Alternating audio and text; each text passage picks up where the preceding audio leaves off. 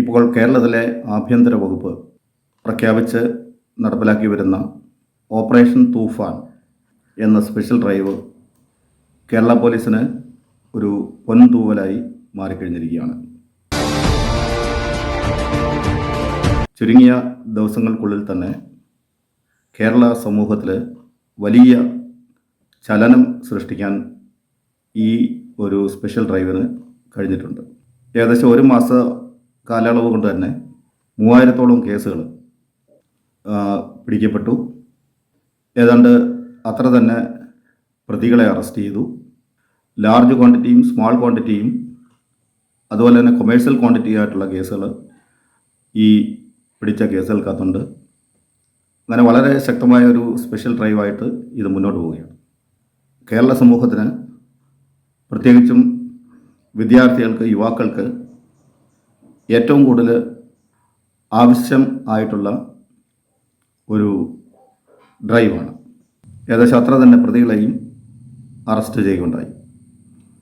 പിടിക്കപ്പെട്ട കേസുകളിൽ സ്മാൾ ക്വാണ്ടിറ്റിയും അതുപോലെ തന്നെ മീഡിയം ക്വാണ്ടിറ്റിയും കൊമേഴ്സ്യൽ ക്വാണ്ടിറ്റിയിലും ഒക്കെയുള്ള കേസുകൾ ഉണ്ട്. ഈ ക്വാണ്ടിറ്റിയിലുള്ള വ്യത്യാസം എടുത്തു പറയാൻ കാരണം ശിക്ഷയ്ക്കുള്ള വ്യത്യാസമാണ്. ഇപ്പോൾ MDMA തന്നെ 0.5 ഗ്രാം വരെ ആണ് കൈവശം വെക്കുന്നതെങ്കിൽ അതിന് 1 വർഷം വരെ ശിക്ഷയും പിഴയും മാത്രമേ ഉള്ളൂ.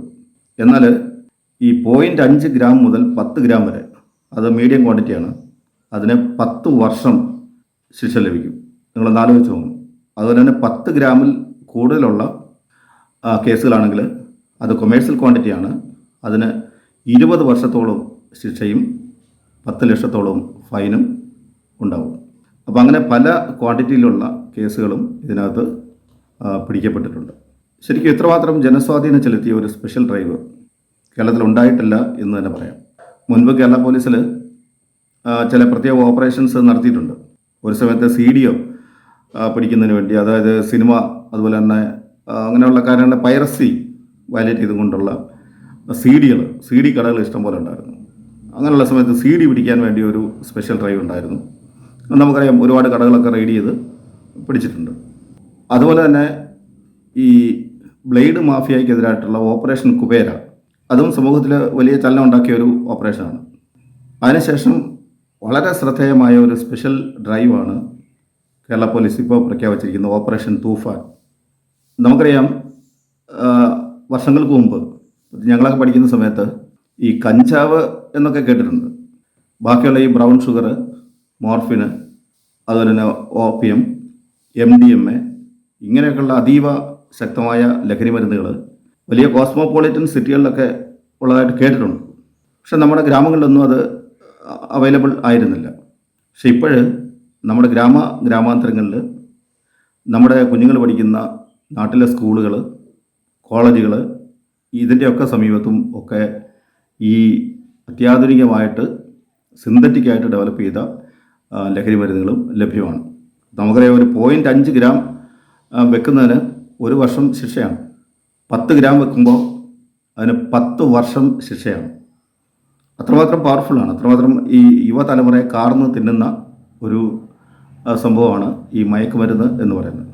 നമുക്കറിയാം, ഇതിൻ്റെ ഒരു പ്രത്യേകത, മദ്യവെച്ച് വാഹനം ഓടിക്കുമ്പോൾ അല്ലെങ്കിൽ മദ്യവെച്ച് പൊതുസ്ഥലത്ത് പോയാൽ അത് under the influence of alcohol എന്നാണ് വിശേഷിപ്പിക്കപ്പെടുന്നത്. മാത്രമല്ല, അത് പിടിക്കപ്പെടാൻ അല്ലെങ്കിൽ ഡിറ്റക്റ്റ് ചെയ്യാൻ കൊണ്ട് പോലീസിനും അതുപോലെ ബന്ധപ്പെട്ട മറ്റ് വകുപ്പുകൾക്കും വളരെ അനായാസം കഴിയുന്നൊരു സംഭവമാണ്. അവരെ മദ്യവെച്ച് വാഹനം ഓടിച്ചാൽ അല്ലെങ്കിൽ മദ്യവെച്ച് പൊതുസ്ഥലത്ത് വഴക്കുണ്ടാക്കിയാൽ അയാൾ മദ്യവെച്ചിരുന്നു എന്ന് കണ്ടെത്താൻ കൊണ്ട് ഒരു ബ്രീത്ത് അനലൈസറിൻ്റെ സഹായം മാത്രം മതി. അപ്പോൾ പലപ്പോഴും യുവാക്കളോടും കുട്ടികളോടും ഒക്കെ സംസാരിക്കുമ്പോൾ അവർ പറയുന്നത് ഇതിൻ്റെ ഏറ്റവും വലിയ നേട്ടം, മയക്കുമരുന്നിൻ്റെ ഏറ്റവും വലിയ നേട്ടം എന്ന് പറഞ്ഞാൽ ഇത് കഴിച്ചു കഴിഞ്ഞാൽ പിന്നെ പിടിക്കാൻ പറ്റത്തില്ല. മറ്റേ കൺസ്യൂംഡ് ആൽക്കഹോൾ അല്ലെങ്കിൽ under the influence of alcohol എന്ന് മദ്യത്തിൻ്റെ കാര്യത്തിൽ വരുമെങ്കിലും കൺസ്യൂംഡ് ഡ്രഗ് അല്ലെങ്കിൽ under the influence of drug എന്ന് പറയാൻ തക്കുന്ന ഒരു കാര്യം ഇതുവരെ നടപ്പിലായിട്ടില്ല. അപ്പോൾ നിയമത്തിൽ പോലും under the influence of alcohol, അതും ഒരു ചെറിയൊരു ഭേദഗതി വരുത്തുന്നതല്ലാണ്. അതിൻ്റെ കൂടെ under the influence of drug, മയക്കുമരുന്നിൻ്റെ കാര്യം കൂടെ ഉൾപ്പെടുത്തുന്ന നല്ലതായിരിക്കും. അതുപോലെ തന്നെ ധാരാളം ഉപകരണങ്ങൾ, അത്യാധുനികമായിട്ടുള്ള ഒരുപാട് ഉപകരണങ്ങൾ ഇപ്പോൾ കണ്ടുപിടിക്കപ്പെട്ടിട്ടുണ്ട്. പോലീസിനും എക്സൈസിനും ഒക്കെ സഹായത്തിനുമുണ്ട്.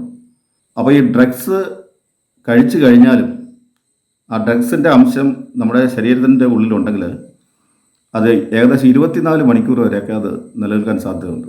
അപ്പോൾ ഡ്രഗ്സ് കഴിച്ച ഒരാൾ അല്ലെങ്കിൽ ഡ്രഗ്സ് കഴിച്ച് നടക്കുന്ന അല്ലെങ്കിൽ വാഹനം ഓടിക്കുന്ന ഒരാളെ ഇതുപോലെ ഡിറ്റക്റ്റ് ചെയ്ത് പണിഷ്മെൻറ്റിന് വിധേയമാക്കാൻ ഉള്ള നിയമ നടപടി കൂടി ആസൂത്രണം ചെയ്യണം.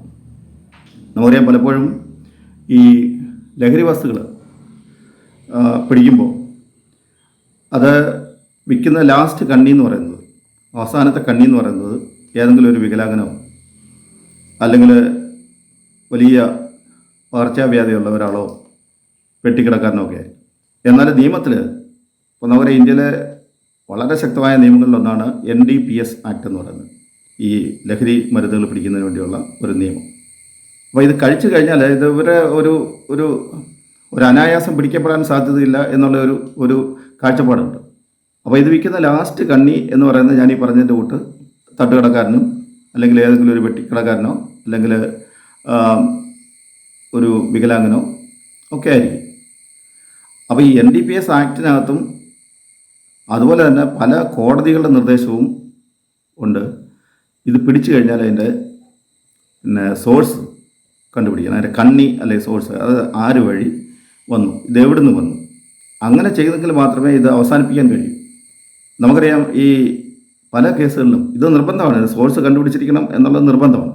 പല കേസുകളിലും നമ്മുടെ കേരള പോലീസിൻ്റെ തന്നെ കേസുകൾ എടുത്ത് നോക്കിയാൽ ഏതെങ്കിലും ഒരു റോഡ് സൈഡിൽ ഇരുന്ന് വിൽക്കുന്ന ഒരു വികലാംഗനോ വല്ല ആയിരിക്കും എൻ്റെ ലാസ്റ്റ് കണ്ണി, അവരെ പിടിച്ചിട്ട് ഈ സോഴ്സിൻ്റെ കാര്യം വരുമ്പം പരാമർശിക്കുന്നത് കണ്ടാലറിയാവുന്ന ഒരു തമിഴൻ ഒരു സൈക്കിളിൽ കൊണ്ട് തന്നിട്ട് പോയി എന്ന് ആയിരിക്കും. അപ്പോൾ സൈക്കിളാകുമ്പോൾ രജിസ്ട്രേഷൻ നമ്പറില്ല, അല്ല കാറാണെങ്കിൽ രജിസ്ട്രേഷൻ നമ്പറുണ്ട്. അപ്പോൾ ആ രജിസ്ട്രേഷൻ നമ്പർ വെച്ച് അന്വേഷിക്കണം. അല്ലെങ്കിൽ ആളിനെ അറിയാം എന്ന് കണ്ടു കഴിഞ്ഞാൽ ആ ആളിനെ കണ്ടുപിടിക്കണം. ഇത് കണ്ടാലറിയാവുന്ന ഒരു തമിഴൻ ഒരു സൈക്കിളിൽ കൊണ്ട് തന്ന് ആണ് ഈ മയക്കുമരുന്ന് എന്ന് പറയുമ്പോൾ അങ്ങനെ ഒരു വെർഷൻ വരുമ്പോൾ ഇത് കണ്ടുപിടിക്കാനായിട്ട് സോഴ്സ് അവിടെ അടയുകയാണ്. ഇത് കണ്ട് പല പ്രാവശ്യം കോടതികളും അതിന് പരാമർശം കൊടുത്തിട്ടുണ്ട്, കമൻ്റ് ഇട്ടിട്ടുണ്ട്, ഇതിൻ്റെ സോഴ്സ് കണ്ടുപിടിക്കണം. അപ്പോൾ സോഴ്സ് പലപ്പോഴും ചെന്നെത്തുന്നത് ചിലപ്പോൾ അന്യസംസ്ഥാന റാക്കറ്റുകളായിരിക്കും, അല്ലെങ്കിൽ സമൂഹത്തിലെ വലിയ ഉന്നതന്മാരായിരിക്കും. അപ്പോൾ പലപ്പോഴും സോഴ്സ് അങ്ങ് കളയും. അപ്പോൾ ഈ ഓപ്പറേഷൻ തൂഫാനകത്ത് കേസുകളുടെ സോഴ്സ് കണ്ടുപിടിക്കണം എന്ന് വ്യക്തമായ നിർദ്ദേശം നൽകിയിട്ടുണ്ട്. മാത്രമല്ല, ഇത് വ്യക്തമായൊരു മോണിറ്ററിങ് ഉയർന്ന തലത്തിൽ നിന്ന് ഉണ്ട് എന്നുള്ളത് മനസ്സിലാക്കാൻ കഴിയുന്നുണ്ട്. ഇപ്പോൾ തന്നെ ചില കേസുകളിൽ കേരള പോലീസ് അന്യ സംസ്ഥാനങ്ങളിലേക്ക് പോയിട്ടുണ്ട്, ഈ സോഴ്സ് കണ്ടെത്താനായിട്ട് അന്യ സംസ്ഥാനങ്ങളിലേക്ക് പോയിട്ടുണ്ട്. കർണാടകത്തിലും മഹാരാഷ്ട്രയിലും ഒക്കെ പോയിട്ടുണ്ട്. അപ്പോൾ ഇതിൻ്റെ സോഴ്സ് കണ്ടുപിടിച്ച് എവിടെ നിന്നാണ് ഇത് വരുന്നത്, ഏത് വിധേനയാണ് വരുന്നത്, അതിൻ്റെ കണ്ണികൾ, എന്നിട്ട് വിൽക്കുന്ന ആളുകൾ. അപ്പോൾ ഇതിനെല്ലാം നമ്മൾ അറസ്റ്റ് ചെയ്ത് അവരുടെ പേരിൽ നടപടി എടുത്തില്ലെങ്കിൽ നമുക്കിത് അവസാനിപ്പിക്കാൻ കഴിയില്ല. എന്തായാലും ഈ എല്ലാ കാര്യത്തിലും, സോഴ്സ് കണ്ടുപിടിക്കുന്ന കാര്യത്തിലും അതുപോലെ തന്നെ കേസുകൾ ഡിറ്റക്ഷൻ നടത്തുന്ന കാര്യത്തിലും ഒക്കെ വളരെ നല്ല ഒരു മൂവ്മെൻ്റാണ് ഇപ്പോൾ കേരളത്തിൽ നടക്കുന്നത്. ഈ ഒരു കാര്യം കൂടെ ശ്രദ്ധിക്കണം. അതായത് ഈ ഡ്രഗ്സ് കഴിച്ചിട്ട് പലപ്പോഴും ആളുകൾ പറയുന്നത് കഴിച്ചു കഴിഞ്ഞാൽ പിന്നെ കുഴപ്പമില്ല, പിടിക്കത്തില്ലെന്നാണ്. കള്ളു കുടിച്ചിട്ട് പോയി കഴിഞ്ഞാൽ പിടിക്കും, ഇത് കഴിച്ചാൽ പിടിക്കത്തില്ല. അത് ഇല്ലാതാക്കണം, അങ്ങനെ ഒരു കാഴ്ചപ്പാട് ഇല്ലാതാക്കണം. ഇത് ഡ്രഗ്സ് കഴിച്ചിട്ട് പോയാൽ അവരെ പിടിക്കും, അതിനുള്ള സംവിധാനങ്ങൾ കൂടി ഉണ്ടാക്കണം. പല അപകടങ്ങളും നമുക്കറിയാം. ഇപ്പോൾ ഞാൻ താമസിക്കുന്ന സ്ഥലത്തിനടുത്ത് തന്നെ 2 യുവാക്കൾ ഒരു പ്രാവശ്യം വന്നിട്ട് റോഡിൽ നിന്ന് ഒരു 10-15 അടി അകലെയുള്ള ഒരു മതിൽ, ആ മതിലേക്ക് അവരുടെ ബൈക്ക് ഇടിച്ചു കയറി മതിൽ പൊളിച്ച് അപ്പുറത്ത് പോയൊരു സംഭവമുണ്ട്. അത് ആളുകൾക്ക് വ്യക്തമായിട്ട് അറിയാം, NDMA അടിച്ചിട്ടാണ് പോയിരിക്കുന്നത് എന്നുള്ളത്. പക്ഷേ അതിനകത്തൊന്നും ചെയ്യാൻ പറ്റിയിട്ടില്ല. അവർ മദ്യപിച്ചെന്നോ അല്ലെങ്കിൽ അതുപോലുള്ള ഒരു സംഭവം ഒന്നുമില്ല. അതിനകത്ത് മദ്യപാനാണെങ്കിലും കണ്ടുപിടിക്കാറുണ്ട്, മദ്യപിച്ചിട്ടാണ് ഓടിച്ചതെന്ന് പറയാറുണ്ട്. പക്ഷേ ഈ കാര്യത്തിലൂടെ നമ്മൾ കുറച്ചുകൂടെ ശ്രദ്ധിക്കണം. എന്തായാലും ശരി തന്നെ, നമ്മുടെ സമൂഹത്തിൽ വളരെ ആഴത്തിൽ സ്വാധീനം ചെലുത്തിയിട്ട് ഉള്ള ഈ ഓപ്പറേഷൻ തൂഫാൻ വളരെ ശക്തമായിട്ട് മുന്നോട്ട് പോകണം.